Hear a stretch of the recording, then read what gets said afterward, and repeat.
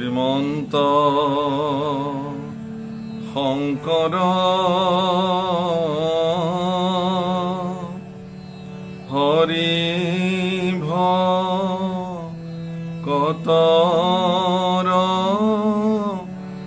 জানা যেন কল্প তৰু তাহান্ত বিনাই নাহি নাহি নাহি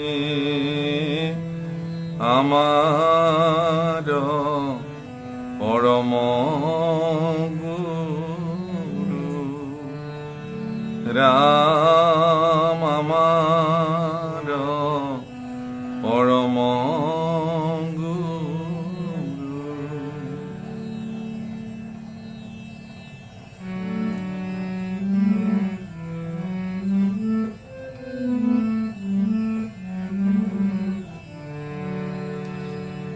হীরা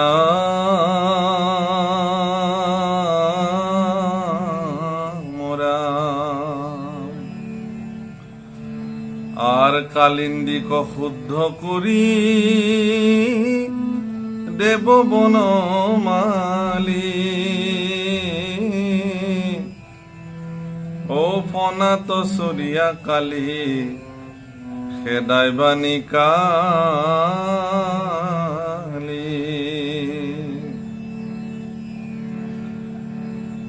আর বনজুইত গোপ গোপী হুঁয় নির্জান ও সবাকুৰা কিবা কৃষ্ণে বনি কৰি পান হেৰা মৰা প্রলম্বক মরাই বন্ত বলু রহা তত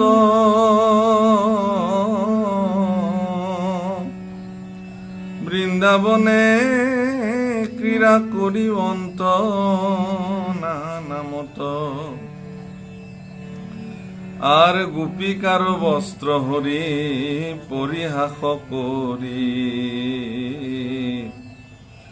অশোক বনত চলি যাইবা রাম হৰি বিপ্ৰপত্নী সবক প্ৰসাদ দিয়া দান ও ব্ৰাহ্মণৰ কৰ্ম গৰ্ব কৰি বা নিৰ্জান এই ৰাম গোপ সমস্ত কনানা যুগুতি দেখাই ইন্দ্ৰমখ ভংগ কৰিবন্ত যদুৰা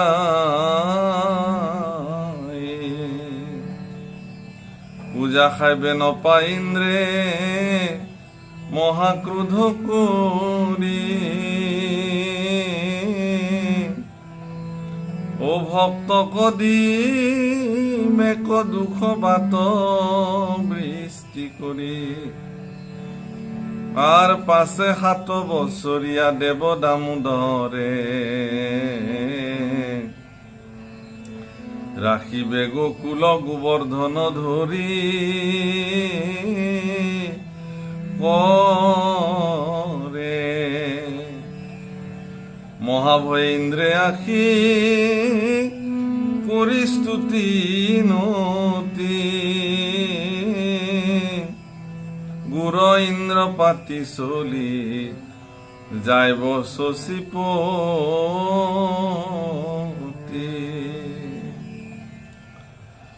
প্ৰভুসকল স্বাগতম জনাইছো মোৰ এই অনুষ্ঠানলৈকে আপোনাক সবে ইতিমধ্যে পাই আছে যে স্বয়ং বিধিৰ দ্বাৰা ব্ৰহ্মাৰ দ্বাৰা দেৱৰ্ষি নাৰদৰ সন্মুখত ভগৱন্ত পুৰুষৰ অৱতাৰসমূহ আশ্চৰ্যজনক কথাটো কি যিটো এতিয়াও হোৱাই নাই মানে হ'ব আৰু ভৱিষ্যত অৱতাৰসমূহত কি হ'ব কি কৰিব তাৰ এক এক লীলা ব্ৰহ্মাদেৱে দেৱৰ্ষি নাৰদৰ আগত বৰ্ণনা কৰি আছে আৰু সেই লীলাসমূহৰ ভিতৰত মুখ্য মুখ্য লীলাসমূহ বিশেষভাৱে বৰ্ণনা কৰিছে যে আজি আৰম্ভ কৰিছে বিষ পানী খাই মৰিবেকো গৰু গাই সবাকো জীয়াইবে কৃষ্ণে কৃপা দৃষ্টি চাই। অৰ্থাৎ কালিন্দী তীৰত গৈ কালিৰ হ্ৰদত তাত থকা সেই কালিন্দীক বধ কৰি তাৰে পানীসমূহক শুদ্ধ কৰে, কাৰণ সেই পানী জীৱ জন্তুই খায়। তেওঁৰ বিষাক্ত পানী খাই জীৱ জন্তুবিলাক মৃত্যুমুখত পৰিবলগীয়া হয় কাৰণে ভগৱন্ত পুৰুষে কালিন্দী হ্ৰদক শুদ্ধ কৰিছিলে। তাৰপিছত বনজুইৰ পৰা গোপ গোপীসকলক ৰক্ষা কৰিলে। আকৌ প্ৰলম্বক হত্যা কৰালে বলোৰামৰ দ্বাৰা। আকৌ বৃন্দাবনত বিভিন্ন ক্ৰিয়া কৰিলে, ৰাস ক্ৰিয়া আদি সম্পাদন কৰিলে। অশোক বনত গৈ বিপ্ৰ পত্নীসকলক প্ৰসাদ প্ৰদান কৰিলে। তাৰমানে এইবোৰ একো কথা ক'বলৈ গ'লে এইখন এখন সূচীপত্ৰ। দশম স্কন্ধত প্ৰভু ভগৱন্তৰ যিসমূহ লীলা হ'ব বা আমি লীলা পাম পঢ়িবলৈ বা শুনিবলৈ, সেই লীলাসমূহ কি কি হ'ব ভৱিষ্যত এখন কাৰ্যসূচীত দেৱৰ্ষি নাৰদৰ আগত ব্ৰহ্মাই বৰ্ণনা কৰিছে। তাৰপিছত ইন্দ্ৰৰ যি অহংকাৰ সেয়া স্বৰ্ণ কৰিলে প্ৰভু ভগৱন্তই। সমস্ত গোকুলবাসীক নিজ হাতেৰে গোবৰ্ধন ধাৰণ কৰি পেলাই ৰক্ষা কৰিলে আৰু ইন্দ্ৰই তেওঁক স্তুতি কৰিবলৈ বাধ্য হ'ল। এই সমস্ত কথা ইতিমধ্যে বৰ্ণনা কৰিলে। হে ৰাম আৰ শৰতত বৃন্দাবনে বেণু বজায় হৰি, ধ্বনি শুনি গোপী খব যাইব শীঘ্ৰ কৰি, নানা পৰিহাস কৰি ধৰ্মক দেখাই, গোপী কৰমিবা কৃষ্ণে মদন বঢ়াই। এইটো অত্যন্ত গুঢ়াৰ্থ লীলা, ৰাসলীলা সম্পৰ্কে বৰ্ণনা কৰিছে। আর গর্ব দেখি অন্তর্ধ্যান হইবা যদুরাই, ও বিকল হইবন্ত গোপী কৃষ্ণ রুয়াই। আর বৃক্ষ পশু পক্ষিত পুষিয়া নপাইবে ক, কৃষ্ণ গুণ গায়া দর্শন প্রার্থিবে ক। আর নিজ যশ প্রিয় প্রদেব প্রভু ভগবন্ত, প্রেমে আকুলিত হইয়া বেকত হইবন্ত। গোপীসকলৰ অহংকাৰ দেখি ৰাস ক্ৰিয়াৰ মধ্যতেই ভগৱান অন্তৰ্ধান হ'ব। পুনৰ গোপীসকলে যেতিয়া ভগৱন্তৰ প্ৰতি বিভল্ল হৈ পেলাই পুনৰ ভগৱন্তৰ গুণানুকীৰ্তন শ্ৰৱণ কীৰ্তন কৰিব, তেতিয়া অলপ প্ৰেম পৰৱশ হৈ ভগৱান পুৰুষ যিহেতু প্ৰেম আকুলিত, গতিকে তেওঁ পুনৰ আহি গোপীসকলৰ সন্মুখত ব্যক্ত হ'ব। এই ধৰণে ভক্তসকলক পুনৰ তেওঁ ৰঞ্জিত কৰিব। আর কৃষ্ণক দেখিয়া গোপী গণ আনন্দিত, ও করিবে ভগতি হইয়া প্রেমে পুলকিত। আর পাশে কৃষ্ণে গোপী মণ্ডলিত হইয়া স্থিত, পাতিবন্ত মহারাস ক্রীড়া বিপরীত। ভঙ্গি ভাবে নৃত্য গীতে কৃষ্ণ ক্রীড়িবন্ত, দেখি দেৱ দেৱী সব মোহিত হৈবন্ত। গতিকে এই ৰাস ক্ৰিয়াত পুনৰ ভগৱন্তই ৰাসমণ্ডলত প্ৰৱেশ কৰিব, গোপীসকলক পুনৰ আনন্দিত কৰিব। আৰু এনেভাৱে আনন্দিত কৰিব ভক্তসকলক, এনেধৰণে ভগৱন্ত পুৰুষে আনন্দিত কৰিব যি দৃশ্য দেখি দেৱতা সকলো আকুলিত হ'ব। তেওঁলোকেও বাঞ্ছা কৰিব যে আমি যদি ভগৱন্ত পুৰুষৰ এনে কৃপা পাত্ৰ হলোহেঁতেন বা এনে সৌভাগ্য যদি আমাৰ জীৱনত ঘটিলেহেঁতেন। আপোনালোক সকলোৱে জানে যে গোপীসকল সাধাৰণ নাছিলে। তেওঁলোক যেতিয়া ত্ৰেতাৰ যুগত ৰামচন্দ্ৰই নন্দকাৰণ্যলৈকে গৈছিল বনবাস খাটিবৰ কাৰণে, তেতিয়া তাত থকা সমস্ত ঋষিসকলে প্ৰভু ৰামচন্দ্ৰৰ প্ৰতি এটা প্ৰাৰ্থনা কৰিছিল যে প্ৰভু, তোমাক বিচাৰি আজি আমি ইমান দিনে অৰণ্যত তপস্যা সাধন কৰি আছো, গতিকে তুমি পৰম ব্ৰহ্মস্বৰূপ, তুমি সশৰীৰে যেতিয়া আমাৰ ওচৰলৈ আহিলা, আমি আৰু এতিয়া কোনো ধৰণৰ আমাৰ তপস্যাৰ প্ৰয়োজন নাই।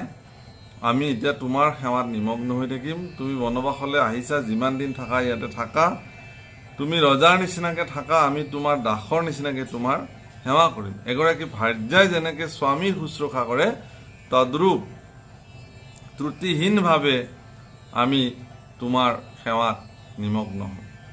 এনে কথা শুনি প্ৰভু ৰামচন্দ্ৰই তেওঁলোকক ক'লে যে মইতো পিতৃৰ আজ্ঞা পালি বনবাসলৈ মই শাস্তি লভিবৰ কাৰণেহে আহিছোঁ।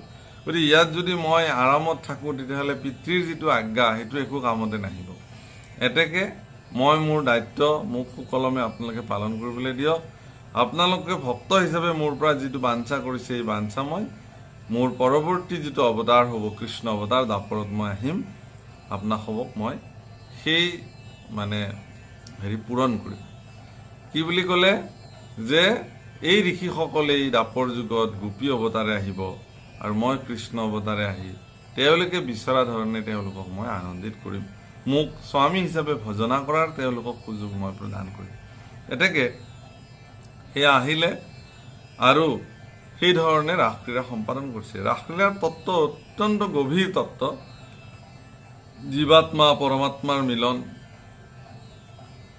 ই ভকত আৰু ভগৱন্তৰ অভেদ প্ৰেমৰ যি বৰ্ণনা দশম স্কন্ধত আমি পাম আৰু সেই সময়ত আমি ব্যাখ্যা কৰিম।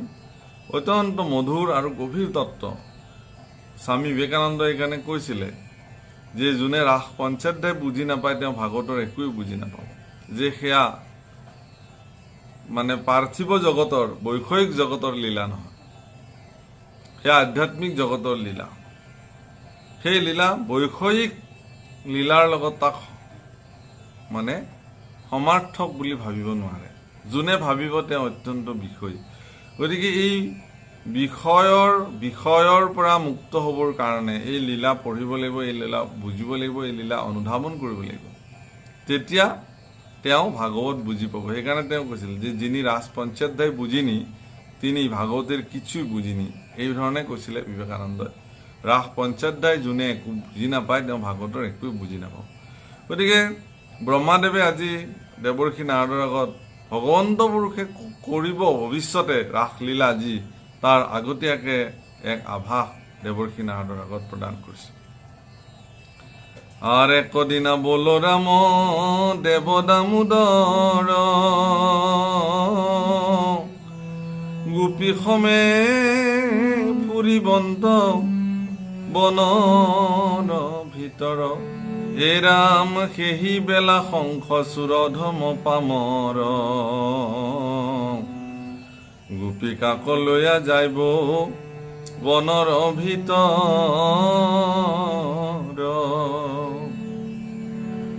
মুষ্টি মারি শির ভাঙ্গি আনি মনিবৰ ও বলোক দিবন্ত কৃষ্ণে জগত ঈশ্বৰ হে ৰাম নন্দ কৰা শিবে খাপ গুচাই গন্ধৰ্বৰ গোপী গীত গাইবে গুণ বৰ্ণাই গোবিন্দৰ অৰিষ্টকে ক্ষীৰ প্ৰাণ হৰি ভগৱান আর তোজো স্তুতি শুনি ব্যম করিবানি জানো কংখে পাঞ্চিলে কপাছে আশিবা অক্রূর কৃষ্ণ খোজ দেখি পাছে দুখ যায় বেদুর রথে তুলি লয়া যাইব রাম দামোদর স্তুতি নতি করিবন্ত জলর ভিতর আর পাশে মথুরাত কৃষ্ণে হইবা উপগত ধোবা বাঁধি মালা পিন্ধি ফুরিবা মূরত আর কুজির চন্দন পিন্ধি তাইক করি ভাল কুবলয় মারি পক্ষীবন্ত ৰংগ খাল। গতিকে ৰাসলীলাৰ পিছতেই শংখচূড় আদি বধ কৰিব, অৰিষ্ট নেমি আদি অসুৰসকলক বধ কৰিব। বধ কৰাৰ পিছতেই প্ৰভু ভগৱন্তই তেওঁ কংসৰ পাঞ্চনী, কংসৰ নিমন্ত্ৰণ পাই অক্ৰূৰৰ লগত তেওঁ মথুৰালৈ গুচি যাব আৰু ইমানতে গোকুলৰ লীলা সমাপ্ত হ'ব। গতিকে প্ৰভু ভগৱন্তই এইবোৰ কৰ্তব্য নিষ্ঠাক তেওঁ প্ৰধান হিচাপে দেখুৱাইছে। গতিকে মায়া মোহত আচ্ছন্ন হৈ ভগৱান কৃষ্ণ থকা নাই। গোকুলত সুন্দৰভাৱে তেওঁ গোটেই জীৱন অতিবাহিত কৰিব পাৰিলেহেঁতেন, কিন্তু কৰা নাই। কংসৰ পাঞ্চনী পাইছে, তেওঁ সময় হৈছে, গম পাইছে যে কংসক মাৰিব লাগে, কংসৰ পৰা পৃথিৱীক নিস্তাৰ কৰিব লাগে। গতিকে অক্ৰূৰৰ আমন্ত্ৰণ তেওঁ স্বীকাৰ কৰিছে। আৰু ইয়াতে এটা বস্তু দেখুৱাইছে যে জলৰ ভিতৰত তেওঁ স্তুতি কৰিব। এইবিলাক বহুত ধুনীয়া কথা যে ভগৱান কৃষ্ণক লৈ গৈছে ৰথত তুলি, কৃষ্ণৰ সেৱাত প্ৰৱৰ্তি আছে অক্ৰূৰ। সন্ধিয়া হওঁতে নদীৰ পাৰত অক্ৰূৰে কৃষ্ণ বলৰামক ৰখাইছে, ৰখাই পেলাই কৈছে যে তোমালোকে অকণমান সময় ৰোৱা, মই সন্ধ্যা গায়ত্ৰী কৰিব লাগে। এইবুলি স্নান কৰিবলৈ যমুনাৰ জলত নামিছে। যেতিয়া তেওঁ যমুনাৰ জলত ডুব মাৰিছে, দেখিছে যে পানীৰ জলতো কৃষ্ণক বলৰামক দেখিছে। তেতিয়া তেওঁ ভাবিছে যে অলপ দুষ্ট ল'ৰা, কিবাকে ৰথখন বাগৰি পৰিল নেকি পানীত, এইবুলি উঠি চাই যে পাৰত আহি আৰু ধুনীয়াকৈ মধুৰ মধুৰ হাঁহিৰে ৰথৰ ওপৰতে বহি আছে দুজন পাৰতে। আকৌ গা ধুবলৈ গৈ বুৰ মাৰি দেখিছে যে আকৌ পানীৰ তলত কৃষ্ণ আৰু বলৰামক। গতিকে অক্ৰূৰ বিভ্ৰান্তি হৈছে। গতিকে অক্ৰূৰে বুজি পাইছে, ভগৱান কৃষ্ণই অক্ৰূৰক প্ৰাৰম্ভিকতে দেখুৱালে যে তুমি যাৰ সেৱাত নিমগ্ন হৈ আছা, আৰু কি সন্ধ্যা গায়ত্ৰী তোমাৰ প্ৰয়োজন আছে। গতিকে এইবিলাক বহুত তাত্ত্বিক কথা, তাৎপৰ্য কথা। সময়ত এইবিলাক অত্যন্ত ধুনীয়া ব্যাখ্যা হ'ব। আমি এইবিলাক খুব মজি থাকিম এইবিলাক ব্যাখ্যাৰ মাজত। আমি যিমান আগবাঢ়ি যাম দশম স্কন্ধত এইবিলাক পাম আমি। গতিকে সেইধৰণে তেওঁ কংসৰ নগৰ মথুৰাত, তেওঁৰ জন্মভূমি মথুৰাত তেওঁ প্ৰৱেশ কৰিব। তাতে তেওঁ ধোবাক বধ কৰিব। কুজি এগৰাকীয়ে তেওঁক সমস্ত শৰীৰত চন্দন লিপি দিব আৰু সেই প্ৰসাদ দিবৰ কাৰণে কুজিৰ কুজ নাইকিয়া কৰি সুন্দৰী নাৰীলৈ ৰূপান্তৰ কৰি দিব। তাৰপিছত কুবলয় নামৰ এই প্ৰচণ্ড অসুৰ হাতীটোক বধ কৰিব, কৰি তেওঁ ৰংগশালত প্ৰৱেশ কৰিব। হে ৰাম, যুদ্ধ কৰি সমৰত নিপাতিবা মাল, ভাতৃ সমে কংসক কৰিবা কৃষ্ণ কাল। কংসৰ পৰিকল্পনা আছিল, পৰিযোজনা আছিল যে শক্তিশালী মাল যোদ্ধাসমূহৰ লগত কৃষ্ণক যুদ্ধ কৰিবলৈ দিব আৰু মালসমূহে কৃষ্ণক মাৰি পেলাব। কিন্তু তাৰ ওলোটাটোহে হ'ল যে সমস্ত মাল যোদ্ধাসকলক কৃষ্ণ আৰু বলৰামে হত্যা কৰিছিলে, বধ কৰিছিলে আৰু কংসকো তেওঁলোকে নিধন কৰিছিলে।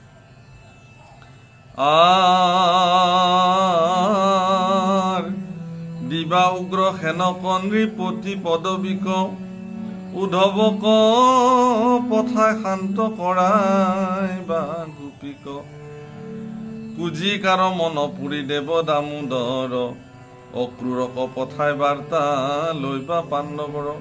তাৰ মাজতে গোটেই সমস্ত কৰ্ম সাধন কৰিব। তাৰপিছত উগ্ৰসেনক পুনৰ ৰজা হিচাপে অধিষ্ঠান কৰাব, মথুৰাৰ ৰজা হিচাপে ৰাজ্য অভিষেক হ'ব। তাৰপিছত উদ্ধৱৰ দ্বাৰা তেওঁ গোপীসকলৰ বাৰ্তা ল'ব, কুজিৰ মনোবাঞ্ছা পূৰ্ণ কৰিব আৰু পাণ্ডৱসকলৰো তাৰ মাজতে খবৰ ল'ব। অক্ৰূৰ ক্ষমা কৰিব, পাণ্ডৱসকলৰো খবৰ ল'ব উদ্ধৱৰ দ্বাৰা। আৰু সংহৰিবা হৰি জৰাসন্ধ কতকক, মুচুকুণ্ড পাশে পঠাই বন্ত যবনক, আৰু ৰুক্মিণীক বিহা কৰাই বন্ত কৃপাময়, সম্বৰক বধিবন্ত কৃষ্ণ ৰতনয়।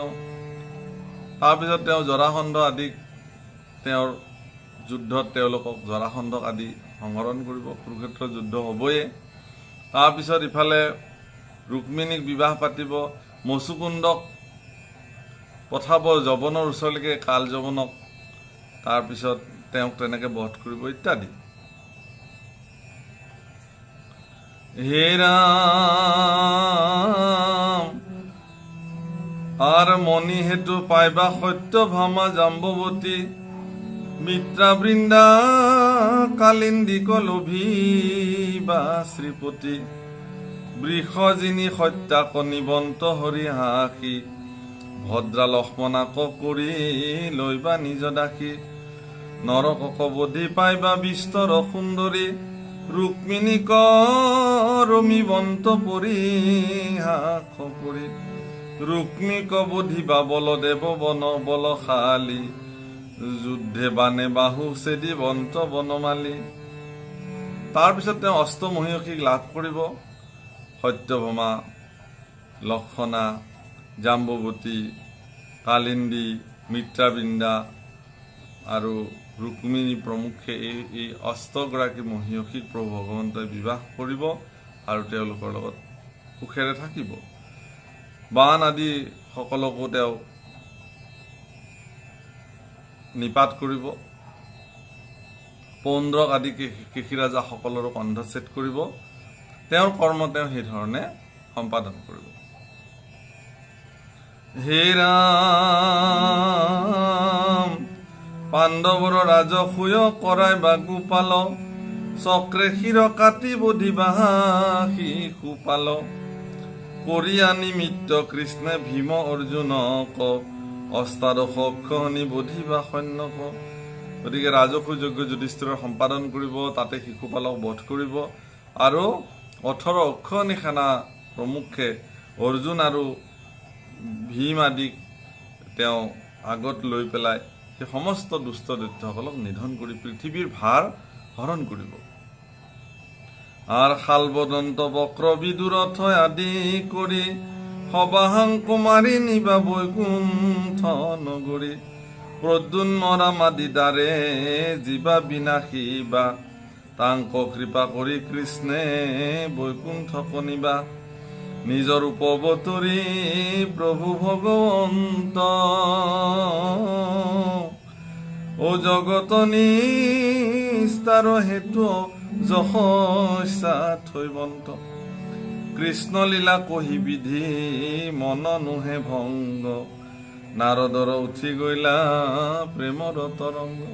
কৃষ্ণৰ এই লীলাসমূহ কওঁতে কওঁতে কওঁতে দেৱৰ্ষীয়ে নাৰদৰো প্ৰেমৰ তৰংগ হৃদয়ত উঠিবলৈ আৰম্ভ কৰিলে আৰু বিধিও যিমানে কৃষ্ণলীলা ক'বলৈ আৰম্ভ কৰিছে সিমানে তেওঁৰ মোহ ভংগ যেন হ'বই নোখোজে। কৃষ্ণৰ মোহত কৃষ্ণই কৰিব এই লীলাসমূহ তেওঁ যেন চাই আছে আৰু ইমান অপূৰ্ব লীলা ভগৱন্ত পুৰুষে পৃথিৱীত আহি সম্পাদন কৰিব, সেই কথা ভাবি ভাবি দেৱৰ্ষী নাৰদৰো প্ৰেমত তৰংগায়িত হৈছে আৰু বিধি ব্ৰহ্মায়ো আনন্দিত হৈছে, অখণ্ড আনন্দত বিমোহিত হৈ আছে তেওঁলোক। হে ৰাম সৰ্বাংগে পুলক ভৈলা আনন্দ হৃদয় প্ৰেম জল দুয়ো নয়নৰ পৰাবয় পাছে ব্ৰহ্মা পুনৰূপী হুয়া কিছু শান্ত শুনা মুনিবৰ বুলি কহিবে লন্ত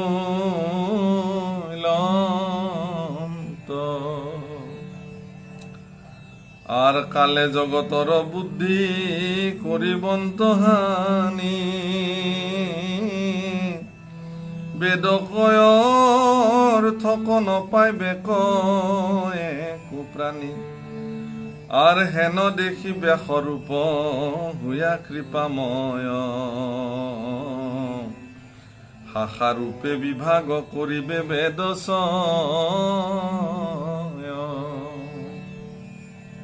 কিছু সময় ৰৈ ব্ৰহ্মাদেৱে দেৱৰ্ষী নাৰদক আকৌ ক'বলৈ আৰম্ভ কৰিব যে কালে সময়ে সমস্ত জগতক বুদ্ধিহত কৰি পেলাব, প্ৰাণীবিলাকে বেদৰ তত্ত্ব অৰ্থ বুজি নোপোৱা হ'ব। কৃষ্ণ বৈকুণ্ঠী পুৰাণৰ পিছতেই কলি যুগৰ প্ৰাৰম্ভণি হ'ব আৰু সেই সময়ত মানুহে বেদৰ তত্ত্ব অৰ্থ বিশেষভাৱে বুজি নাপাব।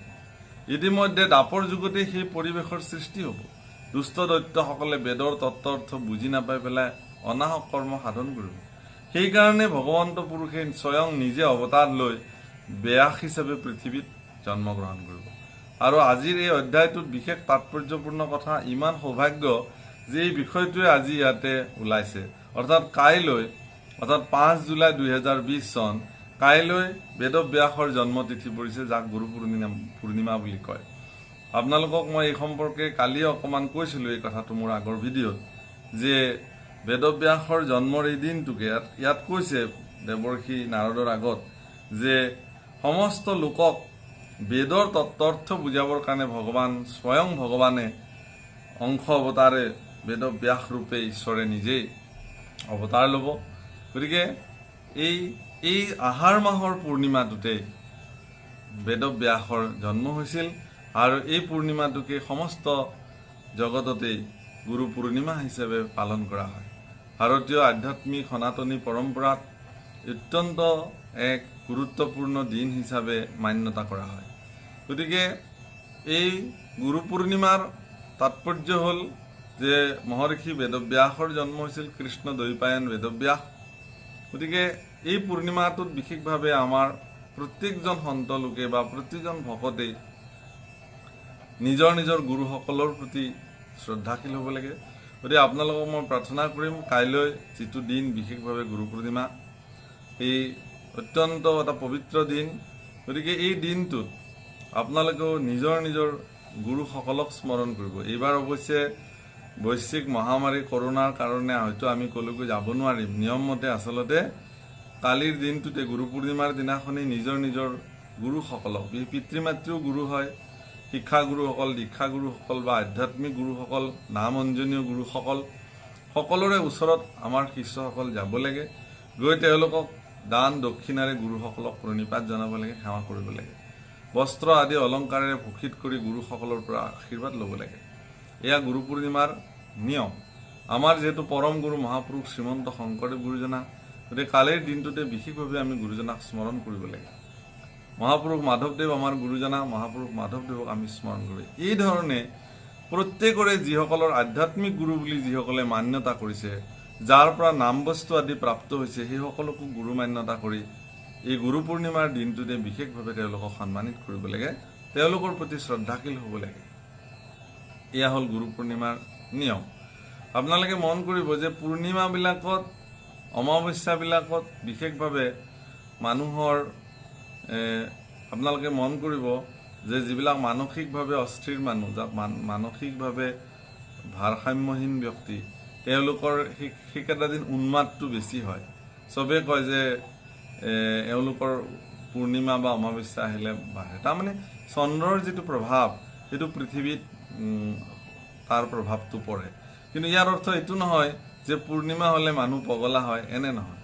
ইয়াৰ অৰ্থ এইটোৱেই যে মানুহ মানসিকভাৱে যিটো স্তৰত থাকে, সেই ভাৱনাটো, সেই স্তৰটোক পূৰ্ণিমাৰ দিনাখন সি বহুত গুণে বৃদ্ধি পায়।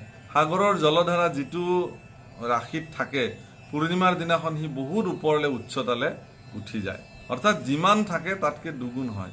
অৰ্থাৎ আপুনি যদি অত্যন্ত প্ৰেমপূৰ্বক এগৰাকী ব্যক্তি হয়, আপোনাৰ প্ৰেম সেই দিনটোত বহুত পৰিমাণে বাঢ়ি যাব। আপুনি যদি এজন দয়াশীল মানুহ হয়, সেই বিশেষ দিনবিলাকত, পূৰ্ণিমাবিলাকত বিশেষভাৱে আপোনাৰ দয়া বহুত পৰিমাণে বাঢ়ি যাব। আপুনি যদি এগৰাকী ক্ৰোধী মানুহ হয়, খং উঠি থাকে সদায়, সেই দিনটোত বেছি ক্ৰোধ হ'ব আপোনাৰ। গতিকে আপুনি কি আচলতে, আপোনাৰ মানসিকতাটো কি, সেয়া বৃদ্ধি হ'ব সেইদিনাখন। সেইকাৰণে এই দিনবিলাকত বিশেষভাৱে আমিবিলাকে অত্যন্ত সংযমতাৰে কটাব লাগে। আৰু আমি যদি ৰাতিপুৱাৰ পৰাই খুব সুন্দৰভাৱে স্নান কীৰ্য কৰি সোনকালে উঠি পূৰ্ণিমাৰ দিনটোত সুন্দৰকৈ স্নান কীৰ্য কৰি আমি যদি ঈশ্বৰৰ নাম জপ কৰোঁ, নাম গাওঁ, ভগৱন্তৰ চিন্তনত যদি থাকোঁ, তেতিয়াহ'লে আপোনাৰ এই চিন্তনটো দুগুণ তিনিগুণ বৃদ্ধি হৈ যাব, বহুত বাঢ়ি যাব। গতিকে সেইকাৰণে মই আশা কৰিম যে এই বিশেষ দিনটো যিহেতু গুৰু পূৰ্ণিমা, এই গুৰু পূৰ্ণিমাত আপোনালোকে নিজৰ নিজৰ গুৰুসকলৰ প্ৰতি শ্ৰদ্ধাশীল হৈ থাকিব, বা আধ্যাত্মিকভাৱে মনস্তাত্ত্বিকভাৱে এটা আধ্যাত্মিক বাতাবৰণ পৰিয়ালবিলাকত বজাই ৰাখক। ল'ৰা ছোৱালীক এই কথাটো বুজাই দিয়ক যে এই দিনটোতে আমি এনেকুৱা ধৰণৰ বিশেষ দিনসমূহত, কাৰণ এনেকুৱা এটা পূৰ্ণিমা নাই যিটো পূৰ্ণিমাৰ নামাকৰণ নাই।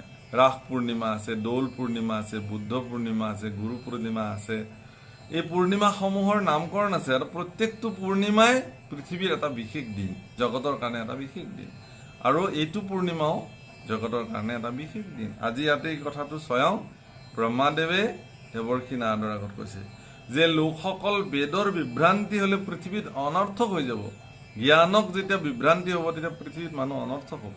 গতিকে জ্ঞানৰ যাতে বিভ্ৰান্তি নহয়, স্বয়ং ঈশ্বৰে বেদব্যাস হৈ পৃথিৱীলৈ আহিব লগা হৈছিল আৰু আহিছিল সেই দিনটোতে। গতিকে যিটো দিন কাইলৈ বা 5 জুলাই এই পৰিছে 2020 চনত, এই বিশেষ দিনটো গুৰু পূৰ্ণিমা, আৰু এই গুৰু পূৰ্ণিমা বেদব্যাসৰ জন্ম অৰ্থাৎ ঈশ্বৰৰ এটা অৱতাৰৰ অন্যতম জন্মদিন। গতিকে এই দিনটোক আমি খুব সুন্দৰকৈ পালন কৰিব লাগে। সকলোৰ প্ৰতি মই আবেদন কৰিলোঁ, আপোনালোকে সংযমতাৰে দিনটো কটাওক, সকলোৰে কল্যাণ হ'ব, সকলোৰে কল্যাণ হওক, এই আশীৰ্বাদ কৰা হ'ল বা এই শুভকামনা কৰা হ'ল। হে ৰাম দেৱক দিবেক দুখ দৈত্য যজ্ঞ কৰি, তাক মোহি বন্ত হৰি বুদ্ধ ৰূপ ধৰি, বৈষ্ণৱৰ পাশত নুহিবে হৰি কথা, হৈবেক ব্ৰাহ্মণ হব পাখণ্ড সৰ্বথা, হৈবে ক্ষুদ্ৰ হব ৰাজা সমস্ত প্ৰজাৰ, শ্ৰাদ্ধ হোম বেদ মন্ত্ৰ গুচিবে আচাৰ। ইয়াৰ পিছতে বুদ্ধ ৰূপে অৱতাৰ ধাৰণ কৰিব। তাৰ পিছতে কলিৰ যুগত অত্যন্ত কিছুমান বিমংগলীয়া কাৰ্য আৰম্ভ হ'ব, ক্ষুদ্ৰসকল ৰজা হ'ব, শ্ৰাদ্ধ হোম বেদ মন্ত্ৰ আদি আচাৰ নিবিচাৰবিলাক গুচি যাব জগতৰ পৰা। আৰু সেই কলি যুগত প্ৰভু ভগৱন্তই তেতিয়া কি বুলি কৈছে, আৰু তেবে কল্কি যুগে অন্তে প্ৰভু ভগৱন্ত, কল্কি ৰূপ ধৰি জগতকে শিখাই বন্ত, দেৱদত্ত ঘূতকত চাৰি চৰিয়া মুৰাৰী, অধৰ্মিক কাটিবন্ত বিচাৰি বিচাৰি, আৰ হিমতে ধৰি হৰি বহু অৱতাৰ, লোকক নিস্তাৰি কীৰ্তি কৰিবা প্ৰচাৰ।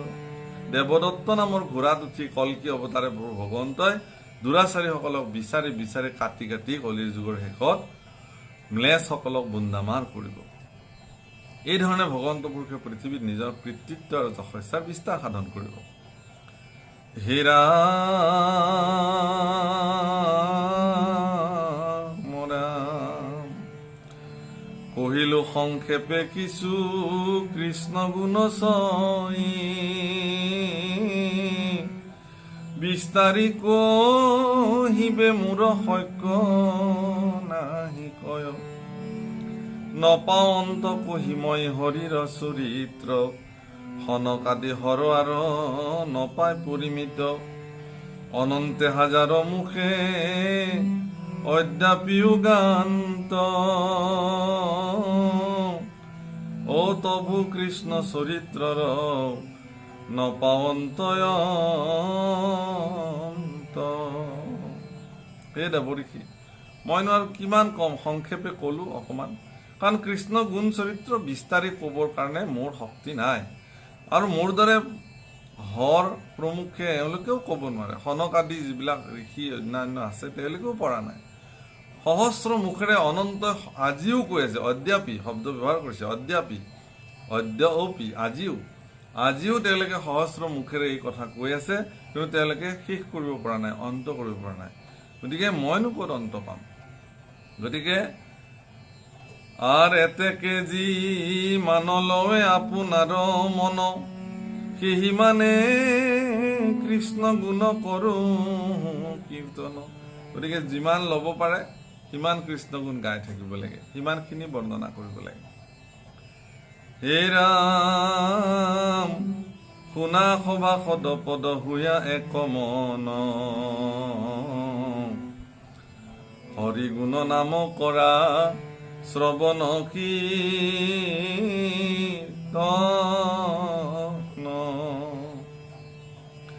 কৃষ্ণ গুণ বিনে নাহি আনন্দৰ স্থান, পৰম মধুৰ ৰস জানি কৰা পান সাধু সংগে কৃষ্ণ গুণ যিজনে শুনয় কৃতাৰ্থ হয় আতি নাহিকে সংশয়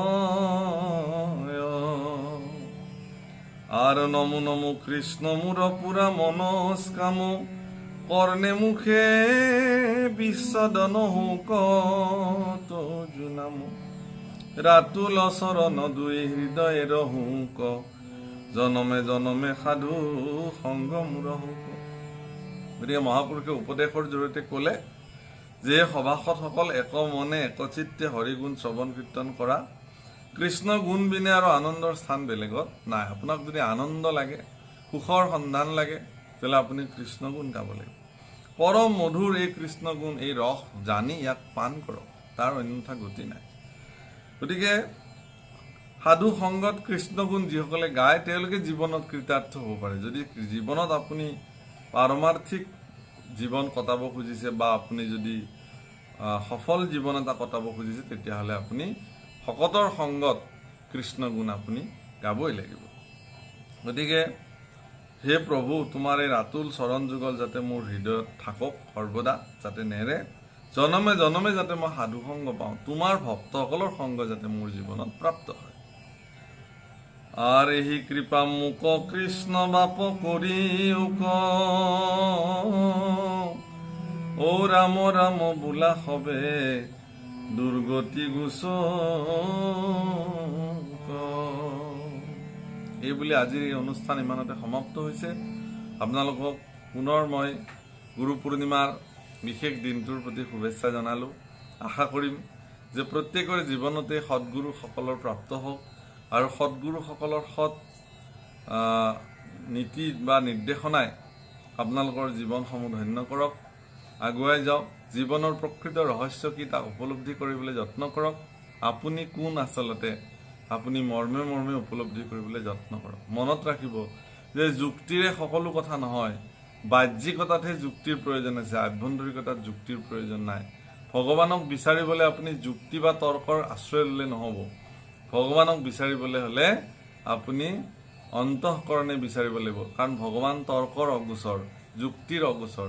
আজিৰ তাৰিখত আটাইতকৈ ভয়ংকৰ কথাটো হৈছে কি, আজিকালি ভক্তসকলে বা মহাপুৰুষৰ দৰ্শনত থকা বিশেষকৈ একচাম ভক্ত ওলাইছে বা মানুহ ওলাইছে, পণ্ডিত ওলাইছে, তেওঁলোকে সকলো কথাতে যুক্তি বিচাৰি বিচাৰি হাহাকাৰ কৰি ফুৰিছে। আমাৰ খুব ধুনীয়া কথাষাৰ আছে যে বিশ্বাসে মিলয় হৰি তৰ্কে বহু দূৰ। বিশ্বাসতে ভগৱান প্ৰাপ্তি হয়। গীতাত কৈছে যে সুদৃঢ় বিশ্বাসেৰে মোৰ ওচৰলৈ তুমি আহা। মানে যুক্তিৰ খাতিৰত এনেকৈ কেৱল তাৰ্কিকভাৱে সকলো কথাৰ সমিধান নহয়। অন্তঃকৰণে যদি বিচাৰে ভগৱানক পাব, তৰ্কৰে কিন্তু নাপায়। ভগৱান তৰ্কৰ অগোচৰ, ভগৱান সেই তৰ্কৰ পৰা বহুত আঁতৰত।